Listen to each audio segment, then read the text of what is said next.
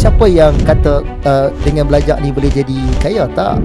Dengan belajar boleh meningkatkan kebijaksanaan kita, to increase our level of wisdom. Betul lah, kalau tak bijak tak boleh kaya juga. Tu asas dah. Kalau kita tak bijak, macam mana kita nak jadi kaya? Jadi kita perlu bijak untuk kekalkan kekayaan tu, supaya kaya kita tu boleh bagi manfaat kat orang. Mahukas Maulah.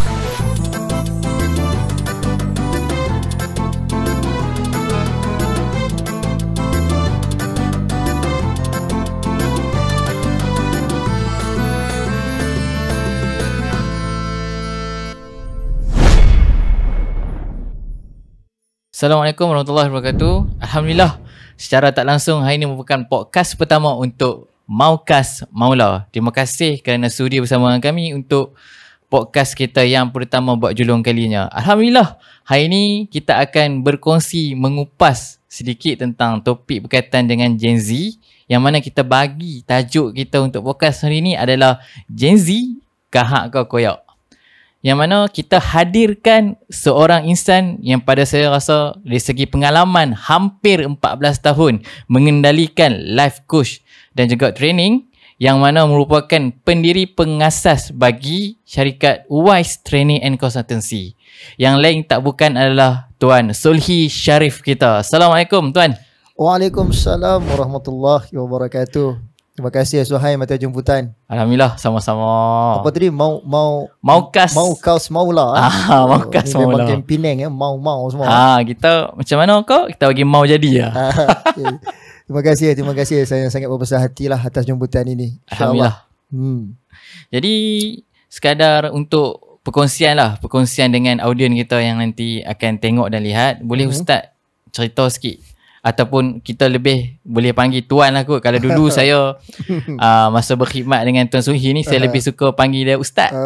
Saya pun kena jadi baik sikit lah bila panggil Ustaz ni kan. So kalau panggil Tuan ni, dia lebih orang kata apa, taklah orang kata apa, lebih senang kita nak bincang topik pasal Gen Z ni. Setuju, betul. Jadi Tuan, sepanjang kita di podcast ni, kita akan banyak membicarakan tentang Gen Z. Jadi secara tak langsung, apa tu Gen Z bagi pandangan Tuan sepanjang Tuan menjadi trainer dan juga coach 14 tahun dalam arena ini? Okay, terima kasih Suhaim. Topik kita pada hari ini berkaitan dengan Gen Z kan. Saya Gen Y, Suhaim Gen Y kok? Gen Y juga. So macam tak fair kita nak bercakap pasal Gen Z tapi tak ada Gen Z bersama dengan kita kan. Betul. Tapi tak apa. Untungnya jadi Gen Y ni sebab kita boleh melihat keadaan Gen sebelum kita dan selepas kita. Itu bagusnya Gen Y, sebab tu dipanggil Gen Millennials kan. Kita ni Gen Millennial. Sebab Gen X, mak bapak kita. Kemudian baby boomers, datuk nenek kita sempat tengok mereka kan, hidup bersama dengan mereka juga. Dan kita juga dapat lihat adik-adik kita Gen Z, dan mungkin anak kita Gen Alpha, dan mungkin juga cucu kita Gen Beta yang dilahirkan pada tahun inilah 2025 kan. Start 1 Januari, siapa-siapa baby yang lahir dipanggil Gen Beta. So Gen Z ini menarik sebab mereka ini melihat keadaan teknologi yang buka-buka mata tu terus nampak benda-benda yang macam tu. Dan kita pula Gen Y, kita melihat fasa perubahan tersebut. Daripada typewriter, kita duk pakai typewriter. Saya pernah tengok typewriter. Benar tengok benar typewriter tu. Dan kita juga pernah tengok komputer. Betul lagi ya. Perubahan tu, pertukaran antara typewriter kepada komputer tu, kita dapat rasa dua-dua. Ya. Kan, itu Gen Y punya kelebihan lah. Expert dia dekat situ. Tapi Gen Z dia tak sempat nak pakai typewriter. Mungkin dia boleh tengok lagi typewriter tu kan, tapi dia tak sempat nak menggunakan. Dia tak dapat feel, rasa benda tu. So itulah sikit tentang Gen Z yang mungkin kita boleh simpulkan dengan bahasa yang mudah lah. Kayaknya daripada pandangan Ustaz, Gen Y ni orang kata duk makan garam lebih lah. Okay, kalau kita cerita pasal Gen Y ni lebih awal makan garam ataupun lebih banyak makan garam kan. Saya agak skeptical sikit dengan dengan makan garam ni sebab macam mana pula dengan orang yang tak makan garam? Kan? Walaupun dia Gen Y, tapi dia tak ada pengalaman dalam bidang tersebut kan. Sama juga kalau kita nak bincang bab tu, nanti Gen X akan kata kami lagi awal makan garam daripada Gen Y. Betul. Kemudian mai pula baby boomers duk sembang apa kan, kami lagi awal lagi. So dia bukan isu tentang makan garam. Saya teringat satu teori, nama lelaki ni dia bawa konsep, nama lelaki ni adalah John Dewey. Dia bawa konsep tentang pengalaman, experience. Dia kata apa? We do not learn from experience. Kita tak pernah pun belajar daripada pengalaman. But we only can learn when we reflect from that experience. Kita hanya akan belajar bila kita buat refleksi kepada pengalaman tersebut. Maksudnya macam ni Suhaib. Kalau kita kata kita banyak pengalaman, kan, dia tak memberikan apa-apa maksud lagi sebenarnya. Sampailah apabila dia membuat reflection daripada pengalaman tersebut. So contoh saya ada pengalaman, saya pernah jadi MC majlis contohnya. Okey, itu pengalaman. Yang dikatakan refleksi kepada pengalaman tu, so daripada MC majlis tu, hang belajar apa? Hang belajar apa daripada pengalaman jadi MC majlis tu? Contohnya kena buat skrip, kena study dulu siapa VIP yang mai, takut silap nama contohnya. Lagi apa lagi? Itu adalah reflection. Kena mai awal setengah jam sebelum test technical apa semua kan. Okay, benda-benda tu adalah reflection daripada pengalaman. So saya berpendapat Suhaib, kan, kalau orang tu kata saya banyak pengalaman, saya hidup awal lagi daripada kamu, kan, saya makan garam lagi awal, pada saya benda tu biasa saja. Sampailah apabila dia boleh menceritakan apakah refleksi daripada pengalaman yang dia dapat sepanjang hidup dia. So itu lebih bermakna. Refleksi tu Reflection from the experience. Itu John Dewey punya research lah. Interested sebab nak cerita soal dari segi pengalaman ni, dengan reflection yang Tuan kongsikan tadi tu, daripada bidang saya lah, memang kita akan perlukan pengalaman tu dan juga reflection daripada pengalaman tu sebagai benda-benda yang kita kata out of control. Contohlah kalau di bidang teknikal ni, kadang tiba-tiba mic tak function, macam mana kita nak counter benda tu? Betul. Benda-benda tu dia tak datang dengan sendiri, melainkan perlu ada situasi tu dan pengalaman lah yang akan mendidik dan bagi kita pengajaran untuk kita nak counter. Dengan syarat dia reflect daripada pengalaman tersebut. Betul. Kalau nak kata mic tak bunyi, berapa kali dah pengalaman dia rasa mic tak bunyi betul? Dia dapat lah. Tapi dia reflect tak? Dia learn something tak daripada situ. Dan apa benda yang dia learn bila mic tak hidup contohnya, kan? So dia tahulah dengan sendirinya benda tu. Sebab tu kita tak pelik sangat Zuhaim kalau orang hantar CV dekat kita. Saya pun banyak juga study CV orang kan, untuk nak kadang-kadang kita dijemput sebagai panel external untuk ambil staff ni. So kita tengok CV dia banyak pengalaman kan, tulis macam-macam kan. Tapi bila kita buat interview dengan dia, apa yang kita akan try untuk drill adalah reflection. Okay, pengalaman ni bila jadi macam ni, hang belajar apa dekat sini. Dan surprisingly Zuhaim, tak ramai yang boleh jawab tau. Tak ramai yang boleh dalam jawab. Dalam 10 orang kalau contohlah Tuan interview, berapa orang yang boleh jawab? Dia ada yang boleh, tapi not so strong cara dia bercerita tu. Dia boleh listkan pengalaman dia, tapi yang kita tanya adalah apa yang hang belajar daripada pengalaman ni? Apa reflection yang hang dapat daripada pengalaman ni? Supaya orang lain juga boleh belajar sesuatu. Itulah yang membezakan dia dengan orang lain. Bukan sebab banyak pengalaman. Reflection dia tu. Mic tak bunyi tadi kan, apa benda yang hang buat? Betul. Apa hang cari button apa? Dalam tempoh berapa lama masa yang hang kena ambil untuk counter ataupun untuk tackle benda balik, tu untuk selesaikan masalah tersebut. So itu reflection. Dan benda tu dia tak boleh nak ceritakan. So itulah yang menariknya Gen Z dengan Gen Y ni, dan benda tu gap dia sangat jauh. Jauh. Tu dia rasa panjang pengenalan tu pun. Sebab apa nak membicarakan pasal Gen Z ni sesuai dengan tajuk kita, kahak ke koyak. Berbalik-balik pada kita punya tajuk ni, kahak ke koyak, saya suka kalau kita nak relate kan dari segi study. Sebab study tu sedia maklum, kita faham study ni adalah salah satu, sebenarnya bukan salah satu, dan dia adalah asas kita menjadi manusia. Sebab dalam Quran pun datang dengan Iqra' and bacalah. Jadi berkaitan tentang study ni, pada pendapat Tuan, adakah relevansi Gen Z ni dia sambung study sebagai satu mekanisme untuk dia survival di masa depan dia, seperti compare dengan zaman kita. Kalau zaman kita dulu, mak ayah kan bangga kalau bercakap pasal anak aku ada degree, anak aku ada master. Tapi zaman sekarang ni Gen Z dia melihat study tu sebagai salah satu pada dia mungkin untuk pandai tapi bukan untuk kaya. Sebab word ni saya jumpa dalam TikTok yang saya duk scroll sebelum kita mula podcast ni, dia punya caption dia tu rasa macam nak buh penampak. Dia beritahu sekolah tu mungkin tempat hang pandai tapi bukan tempat hang kaya. Ui, saya rasa macam sampai macam ni sekali Gen Z dia meletakkan wording study tu sehingga dia boleh terbitkan ayat-ayat macam tadi tu lah. Apa pandangan tuan? Okey, ini menarik. Kita mungkin sangat tertarik untuk bercakap pasal Gen Z ni sebab kita Gen Y. Kan, saya ada syarikat yang perlu kendalikan dan Suhaim pun ada company kan yang perlu kendalikan, dan kita akan menerima kaki tangan staff kita, new staff kita yang kebanyakannya daripada Gen Z. Sebab tu kita buka tajuk ni kan, to be honest dan to be fair kan. Nanti orang Gen Z kata apa hal pula kami pula kan, Gen Alpha apa tak sembang pun kan, Gen Beta takkan nak sembang lagi, baru berapa bulan kan, tak sampai setahun lagi.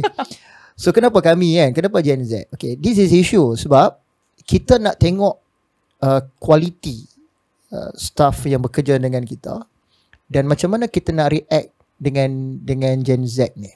So kembali pada study tadi kan, itulah yang disebut sebagai thinking error yang berlaku bila mereka melihat indikator mereka ialah belajar ni pergi ke universiti ataupun further study, tambahkan lagi sijil daripada mungkin diploma kepada degree pada master PhD ni. Pada mereka ini adalah tidak menambahkan duit, tidak membuatkan kaya.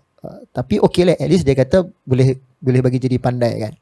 So yang ni yang kita nak kena tengok balik. Sebab dalam thinking error ni, benda ni dipanggil sebagai over generalize. Ada banyak lah sebenarnya thinking error yang berlaku dalam cognitive bias. Ni saya cerita sikit elemen psikologi kan. Macam mana, nak tengok macam mana mereka ni berfikir. Macam mana cara mereka ni berfikir. Dan benda tu penting. Sebab cara berfikir itulah yang menentukan apa ayat yang keluar daripada mulut dia. Dan itu juga akan menentukan tindakan dia.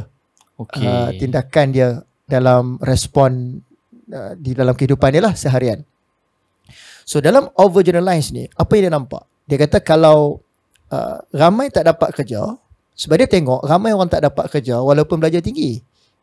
Itu reality. That is the facts. Memang kita nampak orang yang keluar daripada universiti ni tak semua bekerja. Betul. So dia nampak, so maknanya for what reason untuk sambung further study kalau end up result dia tak dapat kerja pun kan. Kemudian dia tambah pula dia punya thinking error dia kata benda-benda ni boleh Google kan, benda-benda ni boleh ChatGPT je. Kan, benda-benda ni semua ni tak perlu pun untuk nak pergi duduk sampai 3-4 tahun dengan pensyarah, dengan lecture apa semua kan. Benda ni boleh Google kan, benda ni boleh guna ChatGPT. So for what reason nak masuk universiti? Ini adalah thinking error yang sedang bermain dalam fikiran mereka dan mereka pegang benda ni. Dan of course bila dia bercakap dengan sama-sama Gen Z juga, benda tu akan menyokong antara satu sama lain lah. Dia akan kata betul lah, dan kawan dia pun kata betul. So dengan sendirinya over generalize dalam thinking error berlaku tu jadi lebih kuat. Dia rasa yang dia tu kuat, dia rasa benda yang dia pegang tu betul, sehinggalah bila dia jumpa dengan kita dah Gen Y ni dia jumpa dengan Gen Y ataupun dia jumpa dengan mungkin kawan-kawan dia tapi grup tak ramai lah rasanya yang akan kritikalkan balik, yang akan argue balik apa yang dia pegang tu. So waktu itulah dia akan mula kita kata goyang lah. Dia nak pegang dengan lebih lama ataupun macam mana. Okay, itu situasi. Kita faham dulu situasi yang berlaku, kenapa mereka berada pada tahap yang macam tu. So thinking error berlaku dalam fikiran mereka dan dia melihat keadaan kawan-kawan di sekeliling dia. Hakikat dia apa? Pergi belajar bukan untuk bekerja sebenarnya. Kita tak tahulah siapa yang salah yang ciptakan benda ni dulu kan. So pergi mengaji tinggi, dapat kerja elok. Okay, ini pada saya kesilapan yang pernah berlaku yang diciptakan mungkin Gen Y ataupun Gen X ataupun baby boomers. Betul. Tapi no point juga kita nak salahkan orang yang Dahulu. yang terdahulu kan. Yang Sebab pada waktu tu memang itulah formula dia kan. Betul. Hampa mengaji tinggi, Dapat kerja elok. dapat kerja elok. Dapat gaji pun besar. Ayat yang selalu kena ayat selalu ditanam lah. Yes. Dalam mindset kita. Pada waktu tu mungkin benda tu memang functional. Benda tu memang function. Belajar tinggi sebab syarat untuk dapatkan kerja yang bagus waktu tu kena ada certain kelayakan dan qualified sebagainya. Dan benda itu bila sampai ke Gen Z tak berlaku lagi. Dia dah tak function. Sebab tu lah berlakunya dia kebelawan balik lah dengan apa yang dipegang sebelum itu. Hakikat dia, kita belajar bukan untuk dapat kerja. Kita belajar sebenarnya untuk apa? Itu yang nak kena tengok balik. Apakah real sebenarnya bila kita sambung belajar ni, pergi ke peringkat universiti dan sebagainya. Adakah semata-mata untuk bekerja?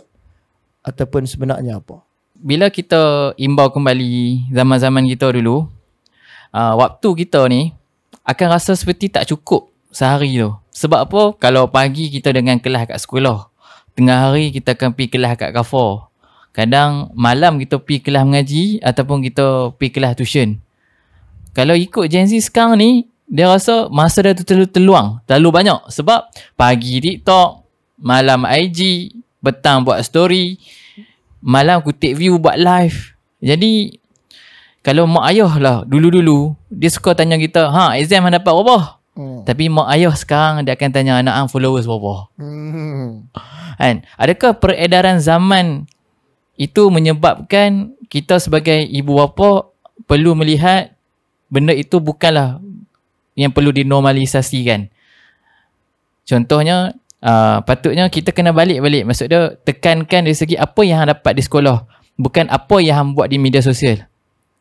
Sebab isu dia adalah berkaitan tentang Gen Z ni perlu dibawa ke mana, sebab mereka ni adalah pelapis negara nanti sebagai pemimpin. Okay. So kita kena kembali balik untuk tengok apa yang sedang berlaku kepada Gen Z sekarang ni kan. Gen Z ni. So apa yang bermain dalam sistem psikososial mereka kan. So kita tengok beberapa teori. Antaranya teori Maslow kan. Maslow kata manusia ni sampai satu level yang tinggi dia akan ambil satu level dia panggil self actualization. Dan mungkin Gen Z ni dia dah pergi ke situ lah. So dia nak belajar tapi dia nak tengok dia belajar apa. So kalau dulu kita ni dah disistemkan untuk belajar je apa pun, selagi mana hang dapat degree settle lah. Tapi sekarang Gen Z dia tak boleh macam tu lagi dah. Dia kena tahu untuk apa dia belajar benda tu. Dia kena faham for what reason dia nak further. Dia bukan soal tak perlu sambung. Soalnya ialah dia nak sambung apa? Dia nak further study yang mana? Dan untuk apa? So soalan-soalan dia semakin deep, semakin critical untuk dia jawab. Kalau dia tak boleh jawab, contohnya aku pun tak tahu aku belajar sebab apa. Maknanya dia tak clear tu sebenarnya. Ada grey area yang perlu dia selesaikan. Kalau peranan mak ayah dekat situ, macam mana dia nak bagi fahamkan anak tu tentang apa dia belajar, untuk apa dia belajar? Macam mana kalau tuan boleh kongsikan lah. So peranan mak ayah adalah untuk menyusun kembali apa yang soalan-soalan yang penting, apa yang perlu dijawab oleh Gen Z ni.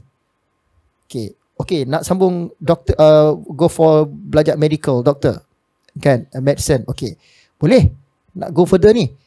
Tapi for what reason? Untuk apa? Untuk apa? So soalan untuk apa ni adalah soalan untuk mencari makna kenapa dia perlu further study dalam bidang tersebut. Dia bukannya sambung suka-suka, tapi dia kena clarify. Kadang-kadang dia mungkin tak perlu sampai degree. Dia mungkin perlu level diploma sahaja. Tapi dia very clear kenapa dia ambil level diploma tersebut. Dia tahu untuk apa dia dapatkan yang tu. Cert tu untuk apa sebenarnya. So ini yang mungkin tak pernah diajar oleh mak ayah kita dulu kepada kita Gen Y. Betul. Kan kita diajar untuk sambung lah. Follow the system, habis SPM, go for university, macam tu aja. Tapi nowadays mungkin dah sampai masanya untuk Gen Z melihat kepada ini. Of course peranan mak ayah lah. Kalau mengharapkan Gen Z semata-mata, soalan ni very critical, dia dalam untuk dijawab, dia very deep kan. Hang nak ambil course ni untuk apa? Betul. Kan? Untuk apa? Untuk apa tu dia ambil masa tu untuk jawab. Kalau dia jawab, tah lah depa bagi ambil je lah. Kan UPU keluarkan kan sistem kadang-kadang kan. Dia pop up macam tu kan. Sebelum dia tu dia kena mohon dulu ikut dia punya merit kan. Sometimes merit dia tu dia nak satu course tu tapi merit dia tak cukup, menyebabkan dia kena ambil yang lain. So bila menyebabkan dia ambil yang lain tu lah dia tak nak jawab pasal apa nak ambil course ni. Sebab tu bukan pilihan dia. Sebab bukan pilihan dia. Dan dia kata merit tak cukup, ambil je lah. Ambil je lah tu yang bahaya. Daripada dia ambil benda yang dia tak clear, lebih baik dia pergi cari sesuatu proses pembelajaran yang lain yang lebih jelas untuk dia. Sedangkan hari ini peluang untuk belajar lebih banyak berbanding daripada peluang untuk bekerja kan. So bila peluang banyak, maknanya kita ada banyak option. Betul. Bila kita ada banyak option, kita perlu buat keputusan yang betul-betul tepat untuk memilih tersebut. Jadi kalau salah buat keputusan, habislah masa depan. Dia akan efek lah. Dia akan efek lah. Dia akan efek. Itu yang punca yang dia tak dapat kerja tu. Okay. So apa yang kita boleh buat? Mungkin tu yang kita boleh clarify kan. Apa yang kita boleh buat cadangan kepada Gen Z atas pengalaman kita yang kita reflect. Kita kena tambah tu. Okay, kalau pengalaman saja tak cukup, dia kena ada reflect juga macam kita reflect dengan pengalaman kita kan. So pengalaman saja semua orang ada pengalaman, tapi kita reflect dengan pengalaman tersebut. So apa yang kita boleh cadangkan kepada Gen Z? Pertama, dia kena reframe balik cara dia berfikir bahawa aku belajar bukan untuk kerja. Kita kena perbetulkan balik benda ni. Kita belajar upgrade kita punya education bukan untuk kerja. Bukan itu purpose dia. Itu bukan main purpose dia. Kita belajar untuk apa? To gain our wisdom, untuk tingkatkan kita punya kebijaksanaan. Gain for a wisdom. Contoh kan orang kata, ramai selalu kita dengar ni, belajar AdMed kan, ni bila masa nak pakai ni kan. Kita pergi kedai, pergi shopping complex, mana pakai AdMed ni semua ni, bila masa nak pakai. So ramai orang argue benda tu kan. So sebenarnya dia bukan cerita bila masa kita nak pakai. Dengan kita mahirkan diri untuk jawab soalan AdMed tu, sebenarnya meningkatkan kita punya wisdom, kebijaksanaan. So saya 14 tahun dalam industri, sebenarnya sangat angka yang kecil lah berbanding dengan teman-teman kami yang berpuluh-puluh tahun kan. Kita tengok level education, bukan nak tengok dia ni terror ke apa kan. Kita nak tengok dia punya level wisdom ya. Kan? Kita tengok dia ada degree, dia ada master, maknanya level wisdom dia tu kita boleh par lah kita kata ada pada paras yang selamat. Adakah itu akan menentukan berapa gaji ni nanti? Ada tempat sistemnya macam tu. Ada tempat sistemnya tu macam certain sektor kan. Dia tengok berapa degree lain gaji dia, diploma lain gaji dia kan. Tapi sejujurnya saya nak katakan sistem itu dah tak relevan lagi dah. Dengan Gen Z, dengan ataupun Gen Z, dengan Gen kita pun, Gen Y pun kan. Sebab dia bukan bergantung kepada degree berapa gaji, master berapa gaji, PhD berapa gaji. Dia tengok juga kembali balik kepada reflection pengalaman tadi. Dan mungkin dia ada kemahiran-kemahiran lain yang tak diletakkan dalam certification dia. Itu menyebabkan gajinya berbeza. So sekali lagi dia bukan soal dengan ada dia punya qualification dia tu menentukan kerja dia apa, tapi untuk tingkatkan level kebijaksanaan dia. Jadi kalau tadi yang kita tengok, macam saya lah, tadi saya tengok kat TikTok tadi tu, saya boleh komen kat dia lah. Study ni bukan semata-mata untuk pandai, tapi sebab study lah kita boleh jadi pandai. Kan. Nanti saya, jadi sekolah ni adalah tempat untuk memandaikan. Betul kan? Sekolah untuk membuatkan kita memandaikan. Ya, memandaikan kita dan juga untuk reflect experience kita. Jadi jangan pandang sekolah tu tak boleh kaya, tapi mungkin kita tak kaya duit, tapi kita akan kaya dengan knowledge. Dan memang sekolah tak boleh bagi kita kaya pun. Betul. Kan? Kan? Sekolah tak menjamin kita akan kaya. Kan? Betul. Sekolah tak pernah buat jaminan macam tu kan. So siapa yang kata dengan belajar ni boleh jadi kaya? Tak. Dengan belajar boleh meningkatkan kebijaksanaan kita. So to increase our level of wisdom. Tapi kalau tak kaya, contohlah kalau tak bijak, tak boleh kaya juga. Betul. Tu asas dah. Kalau tu kita asas. tak bijak, macam mana kita nak jadi kaya? Jadi kita perlu bijak untuk kekalkan kekayaan tu supaya kaya kita tu boleh bagi manfaat kat orang. Setuju. Boleh. Dan satu lagi mungkinlah saya nak kata ya sebab kita tak pernah jumpa dengan semua orang yang kata macam tu kan. Tapi kebanyakannya yang tak mau further study ni, Gen Z ni, sebab betulkah sebab itu puncanya, sebab dia kata dengan belajar tu tak boleh membuat dia kaya, atau lebih tepat atau lebih jauh sebenarnya dalam diri mereka tu mereka malas untuk nak sambung mengaji ni kan. Proses tu panjang. Proses pembelajaran ni panjang. 6 tahun dekat sekolah rendah, 5 tahun dekat sekolah menengah, panjang tu. Betul, panjang. Tambah lagi universiti, diploma 3 tahun, degree tambah lagi 3 tahun atau 4 tahun. So bila masa dia nak kerja, nampak tak? Nampak? So kita nampak proses itu panjang. So dia meletihkan dan membuatkan dia tak maulah, dia malas. Kita malas nak guna perkataan malas tu kan. Betul. Dia pun kata aku tak ada ni, apa sedar pakai malas kat aku. So bila itu sebenarnya dia nak cepat. Dia nak fast track. Dia nak fast track. Dan bila kita kata nak fast track ni, ini isunya, dia tak boleh menjadi seseorang yang bernilai tanpa melalui proses yang betul. Ya, kan? betul. Rama-rama tak akan terbang sewaktu dalam kepompong. Kita dok pi posah dia, dok pi koyak kulit kepompong tu, suruh dia keluar. Memang dia akan keluar, dia hidup. Tapi satu benda rama-rama tu tak boleh buat. Dia tak boleh terbang. Ya. Dia kena biarkan proses tersebut. Bila tak tahu sampai masa dia akan keluar sendirinya, barulah rama-rama tu ready untuk fly. So ramai orang nak shortcut benda ni. Dia tak mau tunggu dekat kepompong tu. Dia tak mau melalui proses tu. Yes. Dia cuba nak cepatkan proses tersebut. Dia malas tunggu. Dia nak cepat, dia pun potonglah kepompong tersebut. Rama-rama tu keluar, memang akan keluar. Hidup, memang hidup. Tapi dia tak boleh fly jauh. Itu yang kembali balik pada tajuk kita tu. Koyak lah. Ya, betul. Bila dia tak boleh terbang, dia tak boleh nak survive, dia tak resilient, dia akan koyak bila berdepan dengan tekanan tertentu. Orang lain terbang di mana-mana dah, dia duduk tang tu lagi. Puncanya sebab nak shortcut proses, tak mau belajar tadi.